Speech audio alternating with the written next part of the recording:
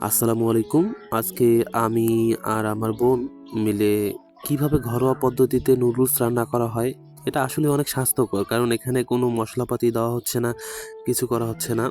আজকে মূলত এটাই দেখাবো। প্রথমে প্যানটা একটু তেল দিয়ে ঘষে নিতে হবে। তারপরে বোতলে যে আটা মিক্সারটা, এটা একটু একটু হালকা করে চাপ দিলে হয়ে যায়। কিন্তু আমি অনেকবার ট্রাই করছিলাম, কিন্তু আমার ক্ষেত্রে হচ্ছিল না। আসলেই হয়তো রান্নাবান্নাটা মেয়েদের জন্যই এই জন্য।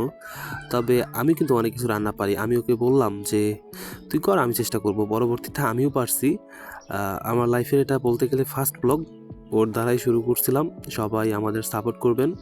আম অত্যন্ত মধ্যবিত্ত ফ্যামিলি থেকে উঠে আসতেছি। এসব না বললেই নয়।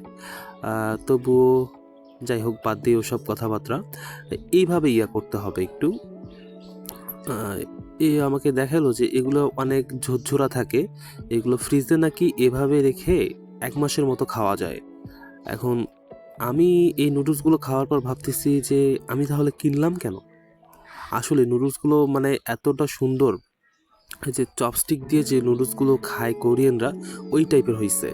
তারপর ও ডিমগুলো ভেজে নিল ঝুরঝুর করে। এগুলো কি করতে হবে? একটু ওই যে কাটার দিয়ে করতে হবে, যাতে আস্তে, আস্তে ছেড়ে দেয় জিনিসটা। তারপর নুডলসগুলো দিয়ে দিল। আর আমরা তো গল্প করতেছি আর রান্না করতেছি একসাথে। একটা পর্যায় পর যখন নাড়ানাড়িগুলো করতেছে ও, একটু, একটু করে লালচে ভাব আসতেছে। তারপর এই যে এটাই হচ্ছে ফাইনাল লুক। আ জীবনে ফার্স্ট ভ্লগ। সবাই ক্ষমার দৃষ্টিতে দেখবেন।